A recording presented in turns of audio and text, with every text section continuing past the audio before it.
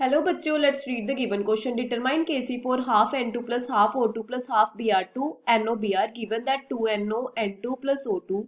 For this Kc1 is equal to 2.4 into 10 raised to power 30. NO plus half Br2 forms NOBr. Kc2 is equal to 1.4 liter half mole. तो यहाँ पे हमारा की point क्या हो जाएगा?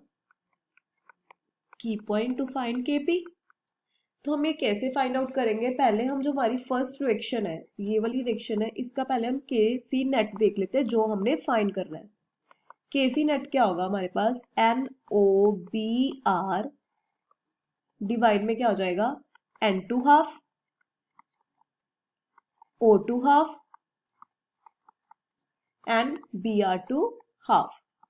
तो हम अब लेते हैं हमारी जो सेकंड है, ये वाली रिएक्शन है, ये उठाते हैं और हम इसको बना लेते हैं. पहले तो इसको ऐसे लिख लेते हैं N2 प्लस O2 2NO. तो इसके लिए हमारा इक्विलिब्रियम जो हमारा फिर Kc1 हो जाएगा वो क्या बन जाएगा?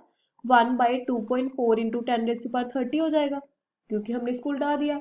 अब हम ये वाले सारी इक्वेशन को 2 से डिवाइड कर लेते हैं. तो ये बन जाएगी half N2 plus half O2, ये फॉर्म कर देगी NO को.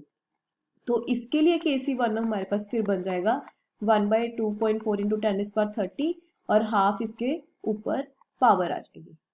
तो उसके बाद जो ये है हमारे पास, जो ये बनी है, ये किसके इक्वल होती है? हमारे पास ये हो जाएगी 0.6455 इंटू 10⁻⁻15 के इक्वल हो जाएगी. तो उसके बाद जो ये है, ये हमारी इसके इक्वल हो गई. तो हम अब नेक्स्ट देख लेते हैं. पहले तो ये देख लेते हैं कि ये Kc जो हमारे पास बनी है किसके इक्वल होगी? NO आएगा ऊपर डिवाइड में N2 1/2, O2 1/2 और ये हमारी किसके इक्वल आ रही है? इसके इक्वल 0.6455 इंटू 10⁻⁻15 के इक्वल आ रही है.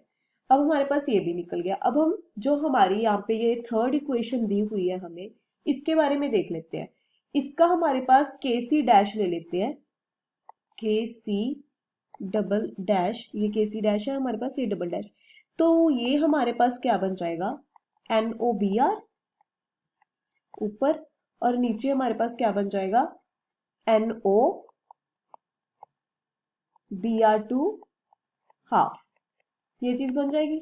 तो ये हमारे पास दी हुई है 1.4 के इक्वल. तो हम इसको फर्स्ट इक्वेशन मान लेते हैं, इसको सेकंड इक्वेशन मान लेते हैं. अगर हम इन दोनों को मल्टीप्लाई कर दे तो हमारे पास सी की फॉर्मेशन हो जाएगी. जो ये हमारे पास ए वाली हमारी जो सबसे नेट वाली हमारी जो बनी हुई है, अगर हम इन दोनों को मल्टीप्लाई कर दे, Kc dash multiply Kc double dash, तो हमारे पास इसकी फॉर्मेशन हो जाएगी क्योंकि NOBr आ जाएगा ऊपर, नीचे N2 half, O2 half, Br2 half और NO उसके साथ NO कैंसिल हो जाएगा. दैट मीन्स अगर हमने Kc नेट निकालना है तो हम जस्ट इन दोनों को मल्टीप्लाई कर दे, Kc dash Kc double dash को मल्टीप्लाई कर देते हैं.